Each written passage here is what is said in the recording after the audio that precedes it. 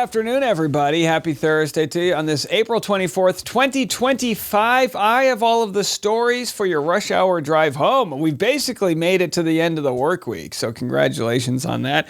Hope you guys have a fun Thursday evening. Do something I wouldn't do. Find some people, tell some lies, get out there and enjoy your life. In the meantime, here are the stories to get you home. Golden Bachelor found love. Gary Turner's got a new flame. We'll share who that is. And then a baby bonus has made its way out there, or at least the promise thereof one. $5,000. Now, this isn't guaranteed. They also said there was going to be Doge dividends. Where did those go? Didn't see that. So is a $5,000 baby bonus enough to pull the goalie, as it were? We'll discuss. Al Gore also whistle blows what he has to say about the current administration. And a wild Blake Lively rumor. I mean wild. You're going to want to stick around for this. It is not exactly vetted, but there may be truth to the story.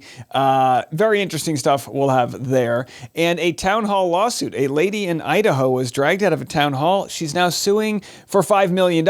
That's a little bit better. $5 million bucks, now we're talking. Now, not to say that it's worth it, but hey, you lay your hands on somebody, you're going to get sued.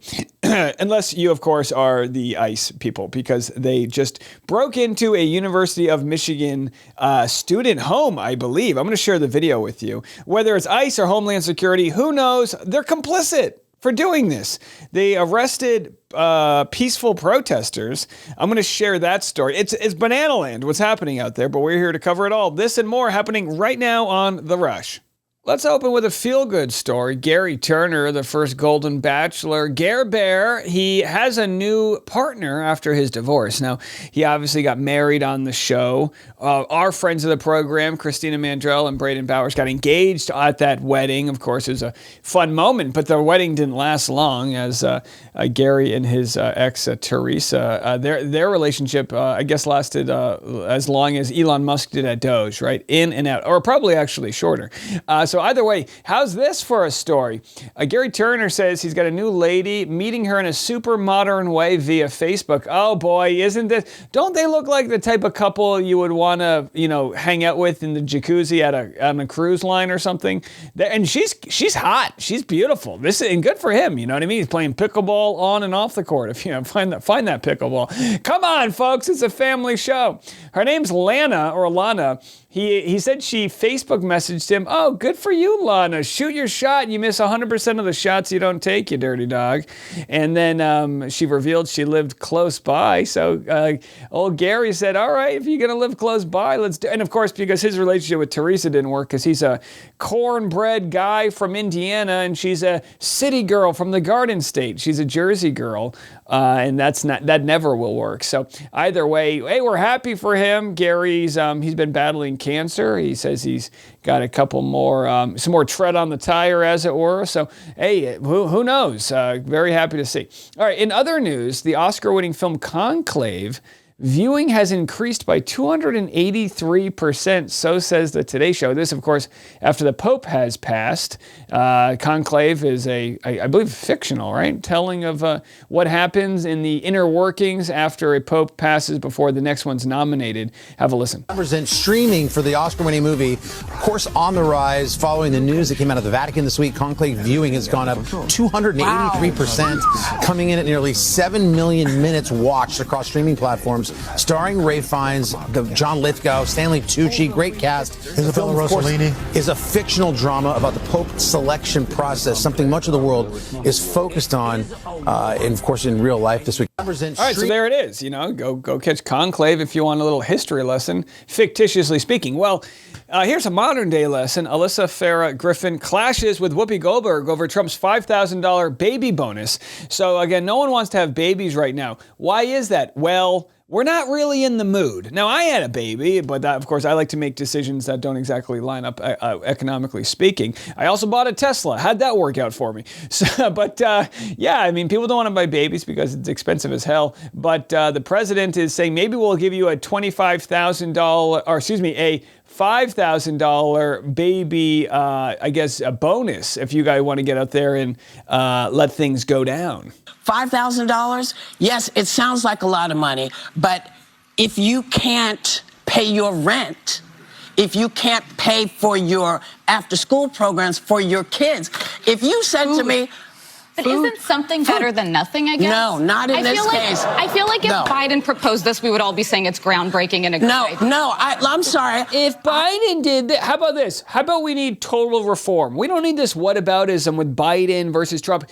It all sucks. I had a baby 11 months ago. Not me personally. I didn't push it out, although I did receive it. I didn't drop the baby as far as it's concerned. It was very slippery. There was a lot of olive oil involved. They charged us for it, so I was like, put that on the salad. You know what I mean? Anyhow, they didn't give us a salad. I ate donuts. The point being is the $5,000 doesn't even cover the epidural. You know what I mean? There I am receiving my beautiful son, thinking it was going to cut 10% off of the bill. Turns out I had to pay more because I had to catch the baby. It's a crime out there how much our country spends on healthcare and, of course, childcare. Not just when the baby comes, but, you got to feed this thing. Did you guys know that? You got to take it to soccer. It's going to want to dabble in other sports that are expensive. God forbid it likes hockey. Have you ever seen how much it costs to get rink time? So there it is. $250,000 is the cost of raising a child versus just throwing that in your S&P 500, where $250,000 in today's administration will quickly turn into $100,000. Do you see that? It wasn't going in the wrong direction. The point is, we need systemic change in order for people to want to have babies. We need people that can afford homes, not just renting a home, but buying. People, my generation, elder millennials, are worth 1/10 the amount as the baby boomer generation was when they were at our age. We aren't getting our foot in the door literally in home buying. The cost of healthcare is the most per capita in the world in first world countries. There's no shot at trying to have a baby. There's no shot. So $5,000, that goes up in smoke. That gets handed over to United Healthcare before you even leave the place. So don't come at me with $5,000. And who cares if, it doesn't matter which administration it is. Find a way to come together and pass universal healthcare. Find a way to spend the tax dollars that are not being collected by the ultra wealthy to pay into a system where we all benefit. And God forbid you're a black woman in our country. Their mortality rates when they give birth are worse than third world countries. You understand, we have a gigantic problem in our country. 60,000 people a year die that wouldn't otherwise if they had access to basic health care. So don't come at me with, here's $5,000, we'll break off a little of this bread for you. No, that's not going to do it. That's not going to move the needle. All right, let's move it on. In other news, all right, here's someone who's got the money. Here is Call Her Daddy's Alex Cooper explaining how much money she turned down this year from a advertisement offer. What's the most money you've turned down for a brand deal and why? Say it. $8 million. No, it's not. No, it is not. Are you fucking serious? What? Because it just wasn't, When? This past year. I just didn't believe in putting my face next. I will dip my head in a bucket of Valtrex for $8 million. Are you kidding me? I will bathe in your septic tank but hey, you know what? She makes a lot of money, so she doesn't have to. I'm no stranger to taking an ad deal. Whatever comes my way, I'm all about it. We'll be back with more right after this. Little update from the Bachelor Clayton paternity scandal. Rachel Juarez was on Reality Steve's podcast. We love Rachel Juarez. Here she is criticizing Laura Owen's attorney, we call Baby Jingus, because he had basically worked pro bono to bully people. And she says, you could have worked for all of these victims who actually needed the help. We love a strong, independent woman, and Rachel Juarez is that. I mean, she's a smart lawyer you don't want to get in the way of. He's a guy who really wants to support victims of actual domestic violence. He's barred in California. I can point him to a bunch of people whose life depends on his help, whose custody of their children depends on his help. If this is really what you're trying to do, pick someone worthy of your help, right? As opposed to, ruining all of these lives. And that's the other part of it, is not only is he going after these people, he's helping her attack Dave Neal. He's helping her sue other people. He's helping her go after Redditors, right? I mean, Yeah. He tried to attack us. He tried to intimidate us. He tried to bully us. And luckily, because of you, our audience, we stayed strong, we stayed the course, and we fought until we exposed fraud. To the extent most people can't even believe. You know, this documentary that's being made has been pitched to everybody, HBO, Paramount, Netflix. They have a hard time even understanding all of the information. And I've spoken to dozens of different documentarians about it. It will get made. It's just the story's still being told. But this idea that her attorney could have put this time and use to actually help somebody, it's laughable, because that's not what he was worried about. He was worried about being the cool guy that came in and thought he was going to ruffle things up. As it turns out, he was the main reason we found all the medical fraud, because he ruffled feathers to the extent he brought out something inside of us we didn't know we had. And that wasn't his intention, but that's what happened. And because of that, we put him in his place. And he, a year ago, said, if I could predict, I think by this time next year, Dave will be homeless and Laura Owen's horses will be grazing on his property. Well, David Gingras, how did that work out for you? Let's move on to another story. We're thriving. Oh, speaking of thriving, boy, this is all alleged. I don't need any more lawsuits. Without a crystal ball, I teased this earlier today. And apparently it pissed off some people because I didn't share any of the teas, but I said, there's a big thing coming out. This is wild. I'm going to share it with you right now. Without a crystal ball, God bless her. She really does get these stories sent to her. We don't know if it's true. Let me just preface this. Literally anybody could have made this up. It does have elements that line up, but it could be made up. So with all that said, here's the story. Someone said this, again, a blind item. I just got back from a dinner with my girlfriend. Her and her sister went to high school with Blake Lively in Burbank.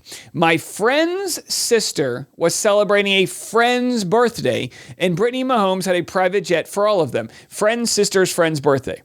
On the private jet, Brittany said, and again, Brittany Mahomes married to Patrick Mahomes, quarterback of the Kansas City Chiefs. Not exactly, they're a good team. He's not living up to the Tom Brady hype, but he's good. All right, I don't want to get any Kansas Cityans mad at me. I got to stick up for my New England. Anyhow, on the private jet, how relatable, Brittany said that Blake tried to have an affair with Justin. What?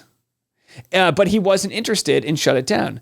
Well, I mean, I'm sure he was interested. Like, even if you say no to an affair, there's always the okay. What would that be like? No, I can only imagine an affair with Blake Lively would be her, like, just coaching you on how to do it. You're missing your mark. You need to stand over there. The guy's like, shut up and just bang. Give you a $5,000 baby bonus if you just shut your trap. I think Taylor told Brittany or Blake told Brittany. Either way, Taylor was in the know.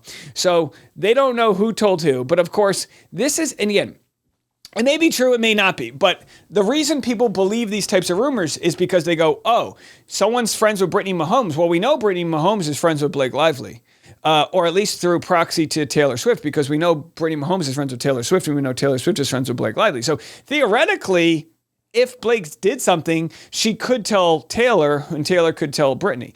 Now, here's where I would push against that and say, is Blake Lively really kissing and telling if she's trying to bang her co-star?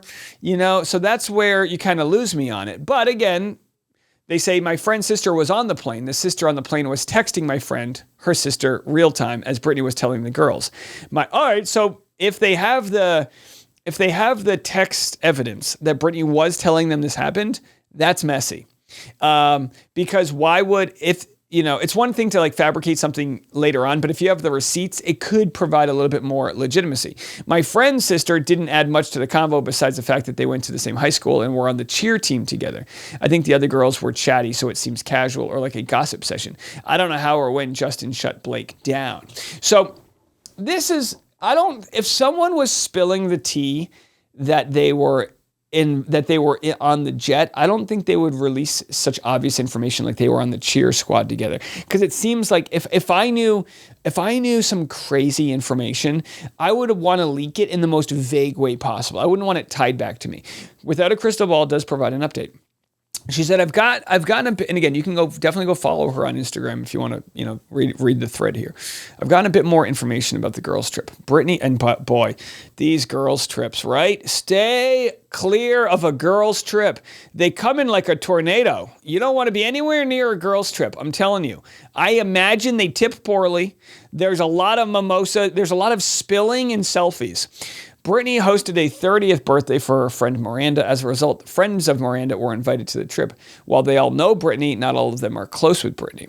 Some of the women are older than Brittany, and my source's sister is the exact same age as Blake and grew up in Burbank. My source's friend is a bit older than Blake, but not by much. She apparently remembers Blake as nice in high school, and my source said her friends sees the best in everyone, so that doesn't surprise her. Again, all alleged. So whenever there's a so-and-so told me this, you get to that, what's it called? It's not like a first person. So this is like fifth person. But it lines up as to why Ryan Reynolds would have hated Justin Baldoni so much. Baldoni and Lively had such great chemistry. I don't care what you think. I watched them, the rooftop scene where he pulled her chair in towards him. And I spilt my popcorn, if you know what I mean. We got a $5,000 baby bump right there. I was like, honey, whoa. So I thought their chemistry was off the charts, as it were. But again, people can decide for themselves. And maybe there was something there. But of course, Baldoni, seemingly a loyal and faithful partner, wasn't acting on that. He was harnessing that energy for the betterment of the film. But if it is true that Blake tried to do a quote-unquote showmance, you could understand that rejection could have led to many another issue.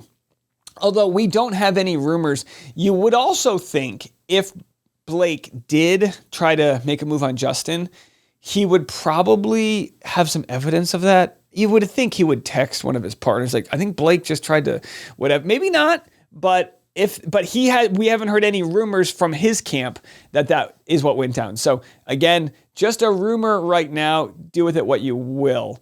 All right, let's get into some other stuff. We're going to have some pop culture political crossover next. As John Cryer from 2.5 Men says, Charlie Sheen's got problems, but I'd rather have him in the White House. So would you rather have the orange man or the guy who blows cocaine? Which one is it?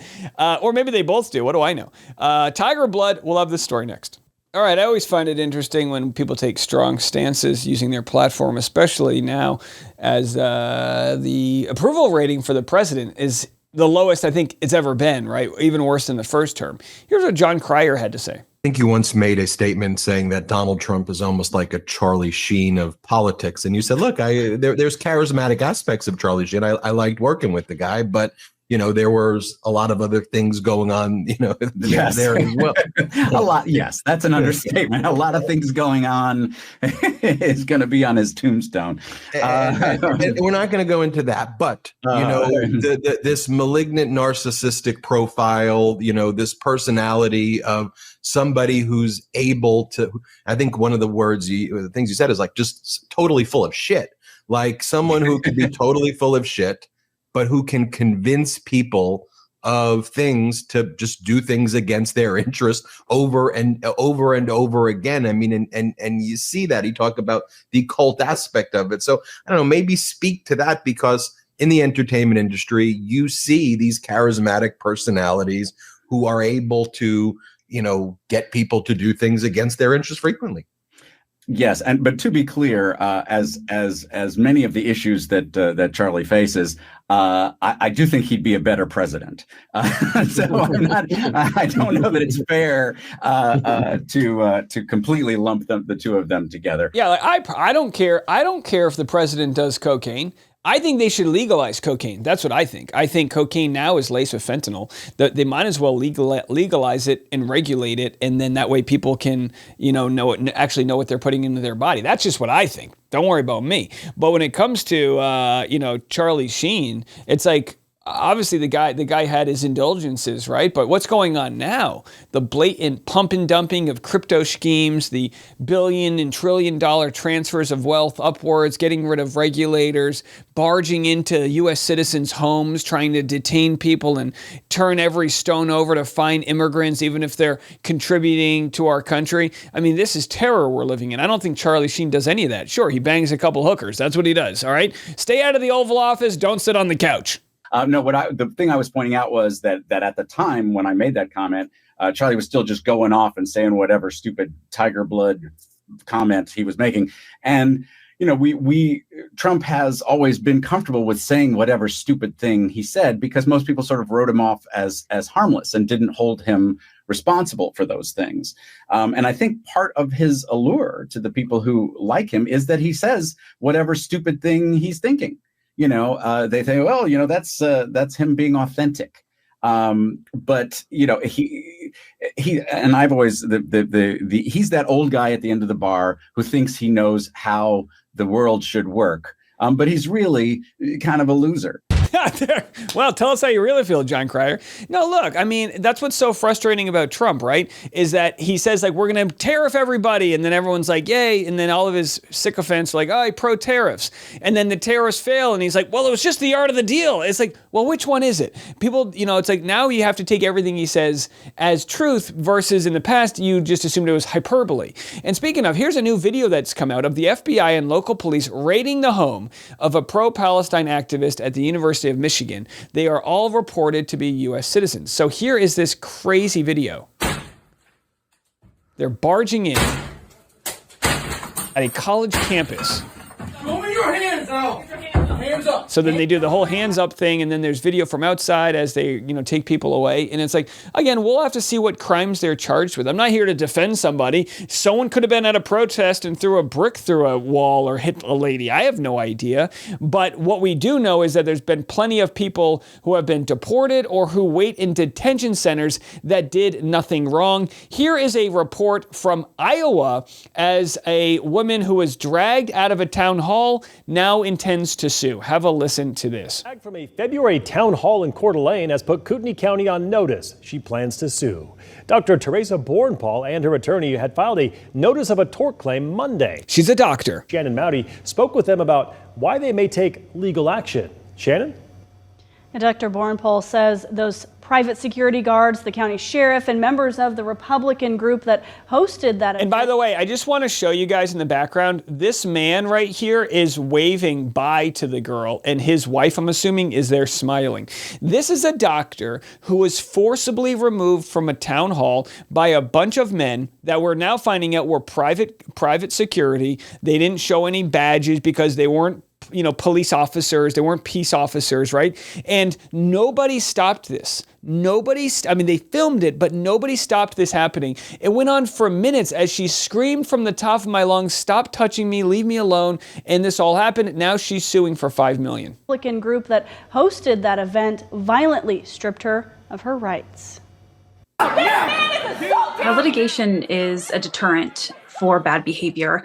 And what we saw at the town hall were people with power believing that they have absolute power, and they don't. 2 months to the day since she was pulled from a Kootenai County Republican Central Committee event, Dr. Teresa Bornpaul says her physical injuries have healed. If folks could feel that comfortable to violate my person with 450 people watching, you know, that's what really lingers. She's since wondered if she's safe in her community. Monday, Bornpaul and her attorney Wendy Olson filed notice of a potential lawsuit in an effort to reclaim rights Bornpaul says were stripped violently. So this is the first step. The notice of tort claim names Sheriff Bob Norris, 5 members of the security team from Lear Asset Management, KCRCC Chair Brent Regan, and the town hall's MC, Ed Bejarana. And of course, after this, the Republican parties, they recommended that they stop doing town halls because they knew people were speaking out. And look, obviously you need to have some decorum, right? You have to be able to let the speaker be heard and then you come back and whatnot. And it just shows how people are so upset and enraged at what's going on. And now the question is whether or not their voices will be heard. What will outcome of this $5 million lawsuit. I mean, the only people right now defending democracy is the judicial system, as we see the Supreme Court's ruling 9-0, 7-2, really in defense of making sure you can't just throw people in gulags in other countries, exactly what the Nazis did. Now, this whole comparison of Trump to Nazis and Trump to Hitler, this whole comparison before this term was one where people would roll their eyes at it and go, what are you talking about? This has got nothing to do, one has nothing to do with the other. But Al Gore right here, of course, former Vice President Al Gore, draws parallels between Donald Trump and early Nazi Germany. Have a listen to this.